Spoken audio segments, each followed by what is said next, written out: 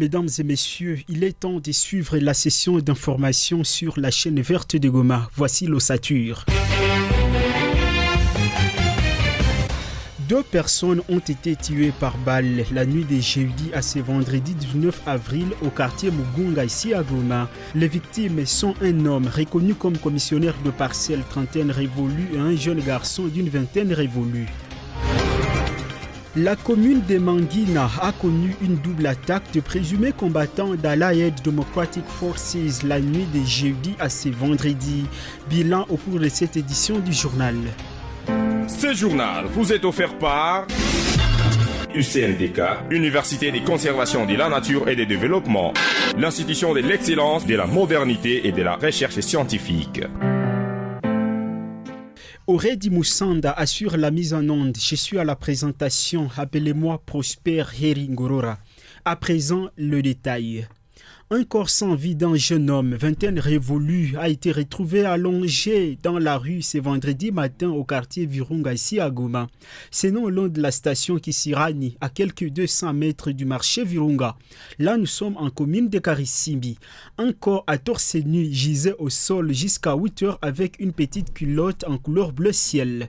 Alzon Kambale Mwangia, chef de quartier Virunga qui confirme la nouvelle, revient sur les circonstances dans lesquelles le corps est arrivé sur les lieux. C'était vers 3 heures du matin. Des voleurs ou des bandits non autrement identifiés ont fait incursion dans l'avenue Bigaruka au siège des joueurs de l'association sportive Dauphin Noir. Ils ont réussi à emporter quelques téléphones. Quand les jeunes se sont réveillés, ils ont fait beaucoup de bruit. Les autres ont pris fuite. Mais il n'y a qu'un d'eux qui n'a pas su se sauver. Il est tombé dans les mains de la population qui l'avait tabassé vraiment à mort et l'a mené jusqu'au boulevard Julien Paluku, juste à côté de la station Kisirani. Il l'avait abandonné là-bas, il croyait qu'il était déjà décédé. Mais c'est après qu'il avait rendu l'âme, le corps sur ordre du procureur. Le corps a été récupéré par la police et les agents de la protection civile et amené le corps à la morgue de l'hôpital provincial. 2 personnes ont été tuées par balle la nuit de jeudi à ce vendredi 19 avril au quartier Mugunga, ici à Goma. Les victimes sont un homme reconnu comme commissionnaire de parcelle trentaine révolue et un jeune garçon d'une vingtaine révolue et déplacé de guerre de son état. Difficile pour l'instant de savoir l'identité des tueurs, comme dit ici le responsable de la société civile dans les Karisimbi. Christian Kalamo s'explique ici en ces termes. Une personne a été fusillée sur l'avenue Lushagala, deuxième personne a été fusillée toujours dans le quartier Mugunga sur l'avenue Seavi, et il y a même aussi tout ça, ça montre une insécurité grandissante dans notre commune de Karisimbi, d'où on ne sait pas encore comment est-ce que les gens peuvent passer toute une nuit dans des balles et le matin, rien à signaler. Voilà ce qui nous pousse à faire encore appel à l'autorité urbaine et à l'autorité provinciale de faire tout pour rétablir la population dans leur droit qui est d'avoir la paix et la sécurité. Surtout que nous, la commune de Karisimbi, a reçu beaucoup de déplacés qui ont fait le crépitement de balles et malheureusement, les mêmes crépitements de balles sont en train de rencontrer. Ici récemment, le gouverneur a fait sortir un communiqué en interdisant la circulation de personnes porteuses d'armes dans la ville de Goma. C'est tout les contrôlés là. Mais jusqu'à présent, il s'observe toujours ces personnes d'Adenganda, dans certaines rues de la commune de Karisimbi. On se demande est-ce qu'ils ont compris les communiqués du gouverneur. Selon cette source, l'insécurité a atteint un niveau inquiétant selon la société civile ici dans Goma. Selon cette source, l'insécurité a atteint un niveau inquiétant selon la société civile ici dans la ville. Elle croit que la dissémination d'armes et de guerre par-ci par-là dans la cité serait parmi les causes de cette dernière. Christian Kalamo croit que le désarmement systématique de la cité pourrait réduire cette hémorragie d'insécurité dans la capitale du Nord Kivu. 13 militants de la Lucha ont été libérés ce vendredi 19 avril. Ils étaient détenus au bureau des renseignements militaires militaires depuis 2 jours. Ils ont été interpellés mercredi dernier en pleine manifestation au niveau des Instigo. Ils étaient en marche pacifique avec comme direction les cabinets du gouverneur où ils voulaient exprimer leur ras-le-bol face à l'insécurité qui sévit en ville de Goma et sollicitant le remplacement du maire policier de la ville. Josué Walaï, un des militants de ces mouvements, s'est dit soulagé, mais il promet que ce n'est pas la fin des actions. On écoute ces jeunes pro-démocratie au micro de votre radio. C'est avec satisfaction que nos collègues ont été libérés dans les avant-midi. Nous sommes contents de leur libération parce que leur place n'était pas en prison, étant donné qu'ils n'avaient rien fait d'infractionnel. Et donc, demander la sécurité, demander la démission du maire de la ville est loin d'être une infraction. Voilà pourquoi nous continuons toujours avec les mêmes combats. Nous allons communiquer sur la suite des actions que nous allons mener et pourvu que Goma soit en sécurité, afin que le maire de la ville également puisse maintenant dégager et nous puissions quand même trouver gain de cause à toutes nos revendications, surtout de voir nos FARDC à l'offensive parce que cette guerre est également élément d'insécurité dans la ville de Goma et pour continuer toujours à demander à notre gouvernement de continuer à lancer des offensives contre le 1-23 parce que Goma n'est pas important que d'autres villes. Et donc nous continuons toujours à demander la libération des autres territoires qui sont détenus par le M23, occupés par le M23. Notons que le militant de la lutte pour les changements dénonce depuis quelques jours des tueries répétitives dans la ville et la guerre qu'elle juge d'injuste qui oppose le FARDC au M23. Un réseau de présumés voleurs de Jeep Land Cruiser a été présenté à la presse ce vendredi par le commandant de la 34e région militaire ici à Goma. Ils se font passer pour des humanitaires qui veulent prendre en location ces engins. Allons à Rutshuru, où la localité de Kibirizi dans ces territoires s'est encore une fois vidée de sa population. Certains ont pris la direction de Kikuku et d'autres sont allés jusqu'à Kanyabayonga. C'est après des intenses combats qui ont opposé la coalition des 3 groupes armés locaux aux rebelles du M23 le jeudi 18 avril. Nos sources indiquent que le contrôle de cette localité du groupement de Buto par les Wazalendo n'a été que d'un jour après avoir attaqué les positions des rebelles depuis 5 heures du matin.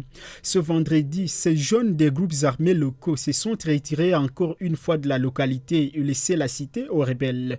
Sur d'autres lignes de front, c'est le 2e jour ce vendredi qu'une accalmie apparente est constatée du côté de Massissi. Je l'ai annoncé dans les titres, la commune de Mangina a connu une double attaque de présumés combattants d'Allied Democratic Forces ADF la nuit de jeudi à ce vendredi. La première a ciblé Binako, partie rurale du quartier Ome où plus de 4 civils ont péri. La seconde, c'est une embuscade tendue entre Manzanzamba et Mangundumu sur la route nationale numéro 44. Un taximène moto a été calciné et des motos incendiées. Consécutivement à cette situation, les activités tournent au ralenti au centre commercial et plusieurs habitants se déplacent de Mangina. Milan Kayenga, notre correspondant depuis Ben, nous en fait le point. Jérémy Moustari, un motocycliste de Mangina qui a vécu la situation, s'interroge comment les rebelles se baladent et tuent la paisible population dans une zone contrôlée par l'armée. Il y a peu que nous avons perdu nos taximens dans une embuscade ici à Mangodom et encore dans la soirée de ce jeudi, voilà que d'autres viennent de mourir, dont notre collègue de la Fétroco est dans un ravin calciné aux côtés de sa moto et bagages brûlés. À côté de notre collègue, ils ont aussi brûlé des autres motos. C'est la commune de Mangina qui est devenue un champ de bataille des ADF, que les militaires de FARDC intensifient des combats contre ces ADF pour les neutraliser complètement, pour respirer la paix.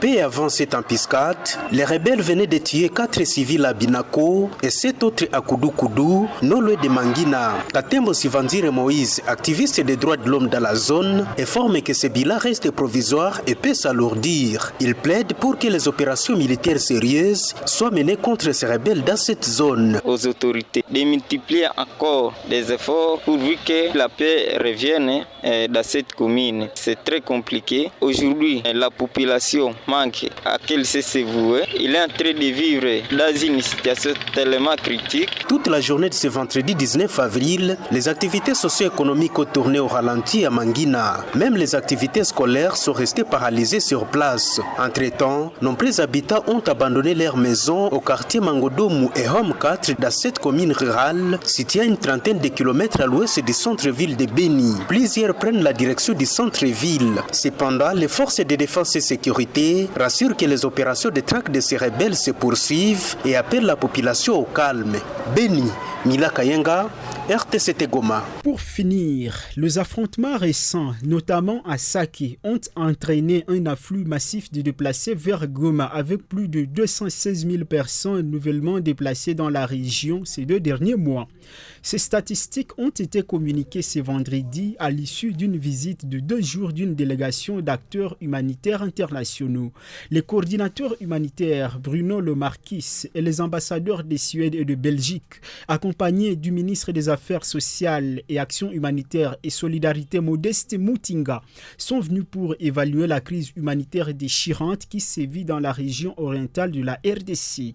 Après une descente dans les sites de déplacés dont Bosco Ngangi avec toute la délégation, le coordinateur humanitaire Bruno Le Marquis a devant la presse peint cette situation, soulignant la gravité en ces termes au micro de votre radio. La plupart sont installés dans 140 sites de déplacement. La plupart sont des sites qui sont encore des sites spontanés sur lesquels nous travaillons avec le gouvernement congolais pour améliorer les conditions et sécuriser la question foncière. À la fin mars, il y avait plus de 2,6 millions de personnes déplacées dans le Nord Kivu, dont 600 000 sont autour de la ville de Goma, avec un territoire qui se rétrécit régulièrement avec les conflits notamment dans la zone de Sake. Les partenaires humanitaires font tout ce qu'ils peuvent, ils sont très nombreux à être impliqués, que ce soit ici ou dans les autres zones affectées par la crise en RDC. Nous leur tirons notre chapeau, y compris les organisations congolaises, nationales qui sont vraiment en première ligne, mais il faut aussi mentionner le travail des services publics qui sont là, qui sont toujours là,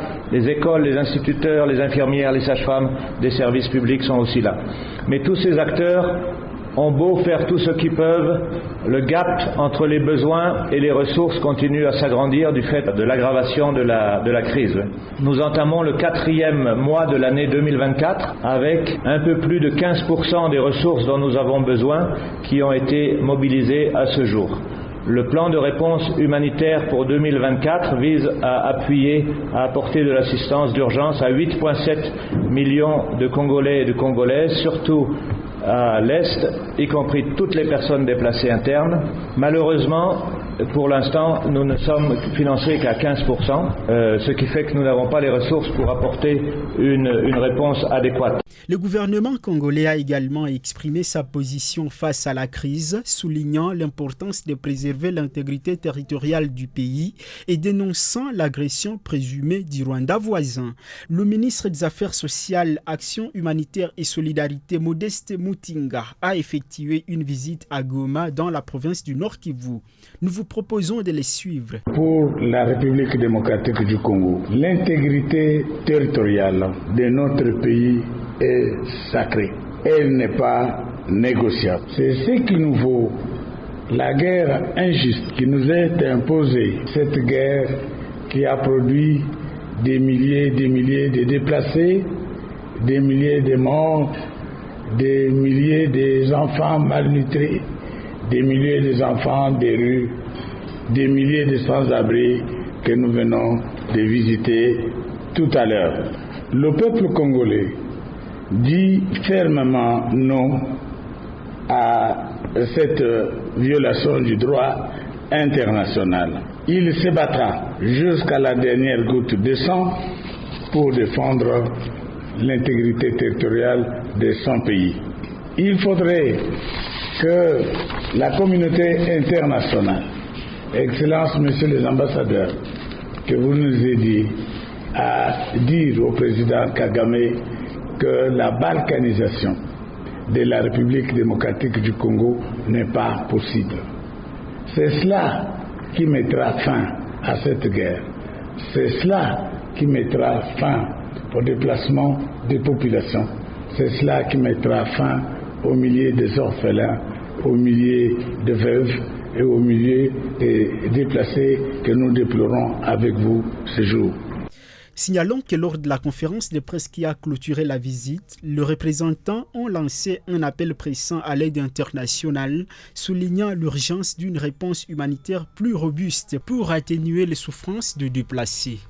Mesdames et messieurs, c'est par là que nous mettons un terme à cette session d'information sur la chaîne verte de Goma. La mise en onde était assurée par Oredi Moussanda. À la présentation, j'étais Prosper Heringorora. On se retrouve très prochainement.